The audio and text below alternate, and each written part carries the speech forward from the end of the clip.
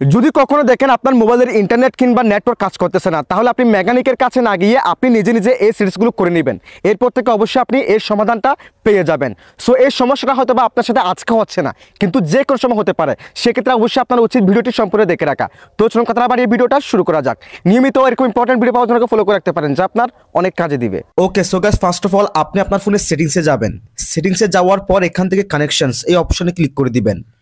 দেন এখান থেকে mobile networks এই অপশনে ক্লিক করে দিবেন। এরপর এখান থেকে অ্যাক্সেস পয়েন্ট নেমস এই অপশনে ক্লিক করে দিবেন। দেন এখানে আপনার যে কয়টা সিম থাকবে, যে দুটো সিম থাকবে সেগুলো দেখাবে। আপনি যে সিমে নেটওয়ার্ক ব্যবহার করেন সে সিমে এই কাজটি করবেন। জাস্ট এখান থেকে থ্রি ডট মেনু এই অপশনে ক্লিক করবেন। দেন এখান থেকে রিসেট টু ডিফল্ট এটা ক্লিক করে দিবেন, তারপর রিসেটে ক্লিক করে দিবেন, তাহলে এটা রিসেট হয়ে যাবে। সো অনেকের ফোনে এই সিরিজটা উল্টাপাল্টা থাকতে পারে, আপনারা সেখান থেকে যেখানে থাকুক অ্যাক্সেস পয়েন্ট নেমস এটাকে খুঁজে নেবেন।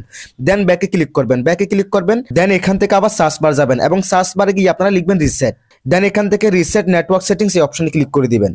দেন এখান থেকে রিসেট নেটওয়ার্ক সেটিংস এই অপশনে ক্লিক করে দিবেন। দেন আপনার যে সিমে ইন্টারনেট ব্যবহার করেন সেই সিমটাকে সিলেক্টেড করে নেবেন। দেন এখান থেকে রিসেট সেটিংস এই অপশনে ক্লিক করে দিবেন এবং সর্বশেষ কি করবেন, আপনার ফোনের স্ক্রিনটাকে নামাবেন। দেন এখান থেকে ফ্লাইট মোড কিংবা ইয়ার ফ্লাইট মোড এই অপশনটাকে অন করে দিবেন। দেন আবার অফ করে দিবেন। 100% আপনার ইন্টারনেটের সমস্যা সমাধান হয়ে যাবে। That's it.